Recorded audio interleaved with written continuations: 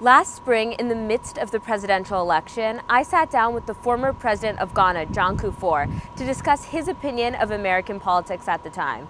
He served as president from 2001 to 2009, and his presidency is especially relevant right now since it marked the first peaceful democratic transition of power in Ghana since its independence in 1957. Here's what he said. First, I would just like to thank you so much for coming to do this interview. I'm here with President Kufuor of Ghana. During your presidency, you had one of the first really successful transitions into like a new regime. How did you manage that? Well, I believe it wasn't me as such managing the transfer. I believe it was the entire society that had come to the point that there needed to be a smooth transition. It happened to be the first one ever because till this transition, the earlier transition since independence invariably had been through a military coup d'etat. And it was the year 2000, when I beat the then vice president, who had been put forward by the governing party. Society as a whole, the international community, everybody looking in, I think made everybody accept to hand over power to the incoming government led by me. So you think that the international community had a big role in the smooth transition? Yes. You know what happened around the world with the collapse of the Berlin Wall? There was a big change around the world psychologically, which put pressure on dictators and usurpers of power. And I believe that contributed to the then military regime in Ghana relenting and allowing constitutional governance to resume in 92. I guess the bigger issues is that these small groups sometimes aren't out for the good of everyone, where you want your group to kind of take over. How do you combat that situation? Inclusiveness in governance. When governance is inclusive of everybody, regardless of tribe, religion, gender, and so on, with everybody expressing themselves, then it makes room for tolerance. So you would say that the world is getting better rather than worse? I should think so.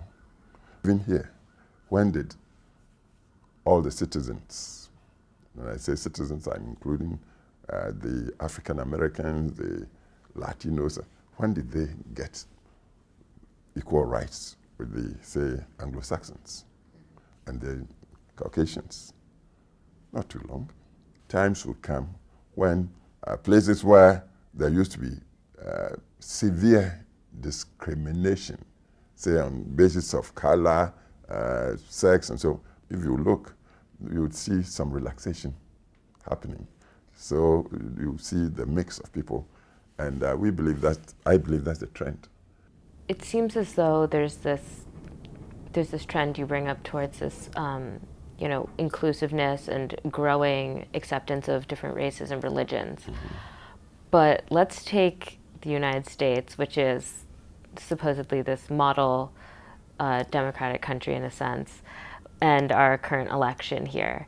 What do you think of this sort of reemergence of racism and political divisiveness, where things are really split upon party lines and people are saying things that are offensive towards certain minority groups? I'd say we are nowhere near perfection yet.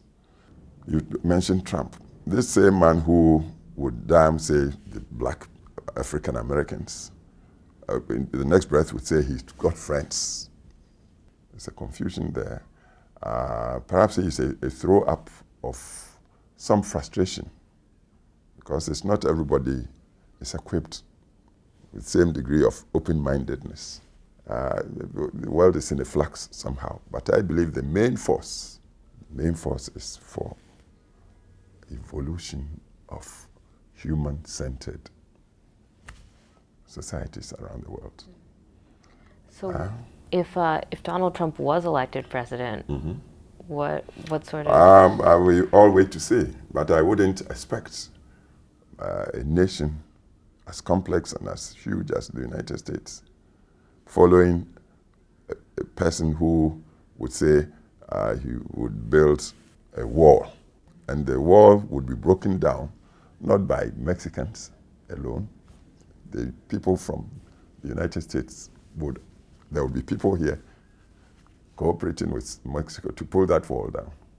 Do you think that there's a positive role in social media and the ability No of people doubt to a talk? good role, because as I say, awareness and media help people to get to know, become aware.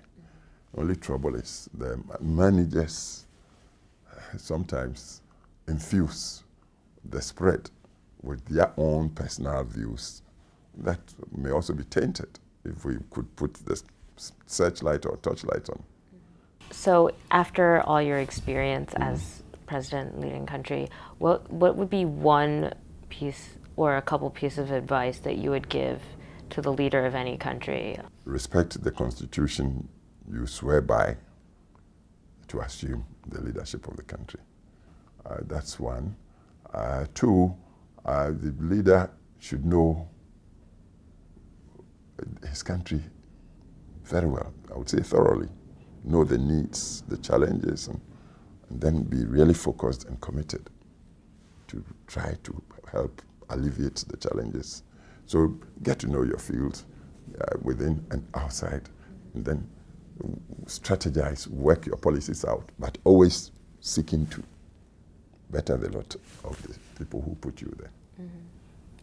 What about one specific piece of advice for the next leader of the United States? Oh, how can I advise the United States? I don't know. Well, let me tell you, even though it's a liberalizing world, everybody wants to assert themselves as the truth and reality that the United States is in the forefront. It's perhaps the biggest power should subscribe to one world, universal community of universal humanity. So whatever policies is spawning should take account of the world of human individuals, always. Thank you. That's a good answer.